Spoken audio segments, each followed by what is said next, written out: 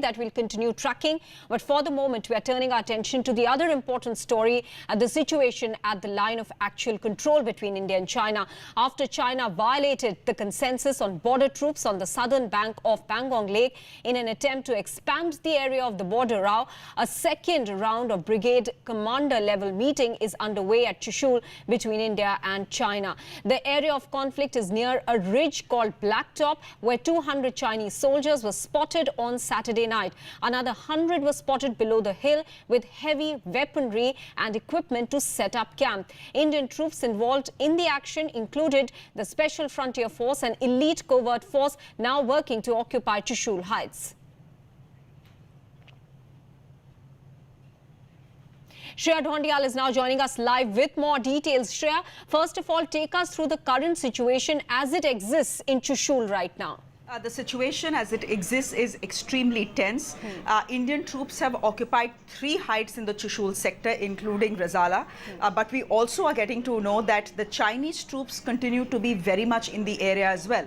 They are on their side of the LAC, but they continue to be there as well, which is why tensions are high. Our soldiers are not eyeball to eyeball. Chinese and Indian soldiers are not eyeball to eyeball. But given the large contingent of soldiers on the Chinese side and on the Indian side, at an area which has largely been calm for the last 50-60 years, is an area of concern, is a worry of concern, and therefore begs the question, why did China need to open up a fresh front when they were talking about resolving the standoff at least 4 friction points right now in eastern Ladakh? So while you are having, brigade commander level meetings that are happening right now as we speak, while there have been co-commander level meetings, Ajit Doval has spoken to Wang Yi, we have had WMCC meetings, 4 of them. After all these meetings, China has come out with very positive statements. At one point of time, in fact, even going ahead to say that, the process of disengagement is almost complete in eastern Ladakh.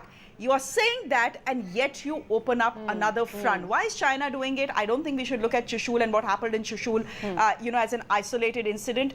This is part of a larger plan. China is very clearly here to stay. They are telling us they are not going back, irrespective of the talks that are currently going on. As we speak, Maha, the update that is coming in is that NSA Ajit Doval is meeting the top brass of India's security establishment to take a stock of the situation at the LAC right now. There have been, in the last 3 days, there have been multiple meetings at the highest echelons of the power corridors in Delhi. Rajnath Singh will be holding another meeting with the army chief and the other chiefs, along with the NSA and the CDS as well. All in all, given what has happened in the last 3 days, there's one thing that is very clear, that the situation is tense. In the words of a senior officer, it can go either way. October, traditionally, Maha, is the campaigning season at the LAC. And this is when the Indian army is expecting things to escalate even further. They are saying it's begun. It's already begun. What we saw on the intervening night of 29th and 30th was just the beginning. From here on, you will see small and big frictions. You will see attempts at ingress. We are ready. We also understand that it's not just along eastern Ladakh.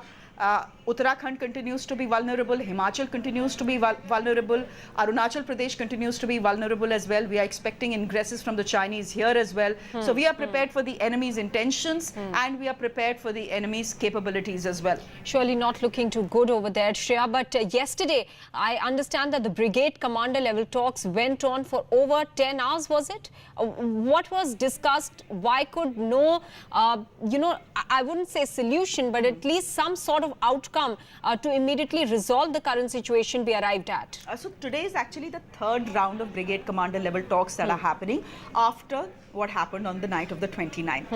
It's specifically to look at the issue at hand at the Chushul sector, where China is accusing India of trespassing into Indian territory.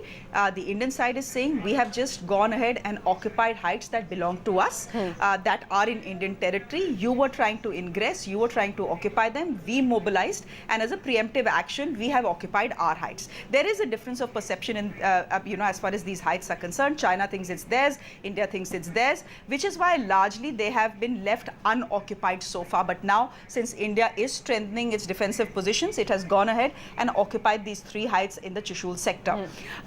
This meeting yesterday lasted approximately 5 to 7 hours is what I'm being told. And it was fairly stormy. That's the word that has come out of it. It was fairly stormy because obviously the Indians and the Chinese could not agree on anything. The Chinese are insisting that the Indian troops have intruded into their territory, that this is an invasion and they should go back. The Indians are saying we are simply on our side. We have not done anything that is provocative. So the war of words has continued. Will we find a solution to what is happening in Chushul or, you know, in the entire theater that is Eastern Ladakh via these military level talks? No, that's not happening, Maha. I think in the last 3 months, that is something that is very clear. At the tactical ground level, you cannot take these decisions because, you know, the very fact that the Chinese came in such large numbers was a pre-planned move. It clearly had the sanction of Beijing. Yes. You know, commanders at the local level can talk, commanders at the tactical level can talk, even diplomats for that matter can talk. But whatever decision, whatever final decisions have to be taken will have to be taken at a political level. And I don't think a situation has arisen right now where the Chinese and the Indian political leadership thinks that probably it's time to pick up the phone and call each other and try to sort this mess out. All right, Shreya Dhondiyal, many thanks for joining us with all those detailed. Situation at the moment not looking good in Chushul, even as the brigade commander level talks continue to resolve the situation that emanated on the 29th, 30th intervening night. Now, it's a battle for the Himalayan paradise, Pangong Lake, which is a place straight out of a dream. But it's not just the blue waters that the two armies are trying to defend.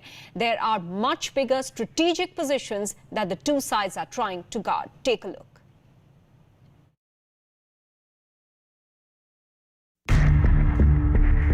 You've known it as the backdrop for the climax of Amir Khan's Three Idiots. But all's not well at the 135-kilometer-long picturesque Pangong Tso, 14,000 feet high up in the Ladakh Himalayas. It's at the heart of the conflict between India and China, central to the unresolved disengagement between the two countries. Videos have shown Indian and Chinese soldiers engage in fisticuffs on the northern banks of the lake. The crux lies in the differing perception of the claim line. Most of the LAC passes through land, but it passes through water at Pangong Tso. About 30% of the lake is under Indian control, 70% with China. The northern end of Pangong Tso is where skirmishes have traditionally taken place. The southern end of the lake has so far been peaceful. At the northern end of the lake, the slopes of barren mountains jut forward into the lake at 8 different points. These spurs are officially referred to as fingers. India claims its territory goes until Finger 8, the easternmost spur. But the Chinese have blocked India's access beyond Finger 5. Satellite images show an expanded heliport near Finger 4 and a huge Mandarin symbol and a map between Fingers 4 and 5. Crucially, Pangong Tso lies in the path of the approach to the Chushul Valley, a major battlefront in the 1962 war and the route for a possible Chinese offensive. China has a strategic advantage overlooking the Chushul Valley if it advances along the lake. And Indian assessments show any offensive will flow across both north and south of the lake.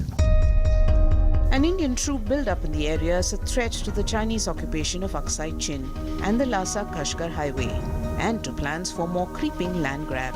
But the Chinese activity in the southern part of the Pangong Tso is clear that there's the opening of a new front.